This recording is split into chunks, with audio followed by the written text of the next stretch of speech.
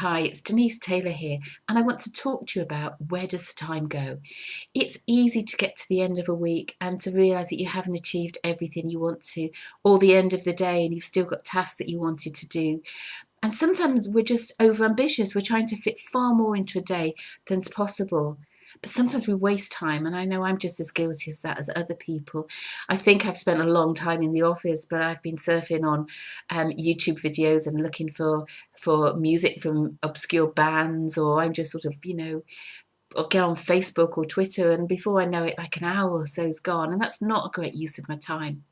So something I talk to my clients about is actually managing their time and creating a sheet so that you can keep track of every hour, or indeed maybe every 15 minutes, about just exactly what you're doing.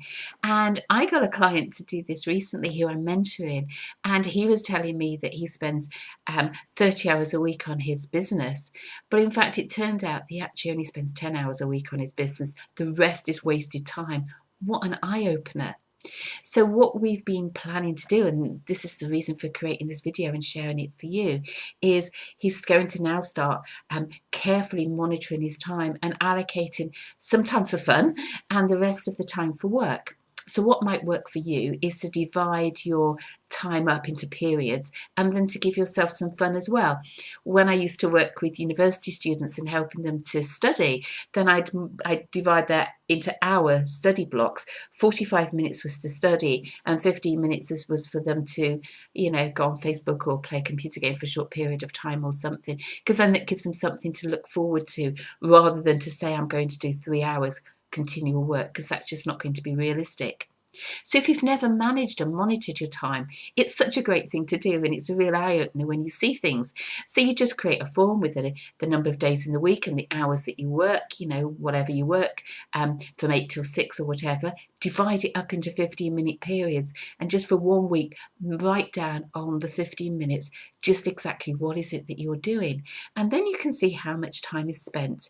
So if you have your own business like me, you can see how much is time on client preparation, time with clients and follow up with clients, how much time I spend on reading emails, how much time I spend on marketing activity, how much time I spend on professional development, and how much time is spent on writing, and how much spent is spent on just wasted. And if you're looking into job search, you may well tell somebody that you spend 5 hours a day on job search, but then when you look at it, you actually spend 90 minutes searching job sites, and an awful lot of time goes on sort of things that are not really related to your job search. So how about it? How about spending next week measuring where your time is, seeing how it goes, and then deciding to take action. So if you find out that job search and you're only spending maybe 90 minutes a day when you thought you were spending 5 hours, okay, so that's the point where you are now. So then for next week, then you can maybe extend it by 30 minutes, because I think it's going to be unrealistic to make a major change in one go. But step by step, 15 minutes a day or an hour a day or something, half an hour a day, that will help you to achieve your goal. So I hope this has been a helpful hint.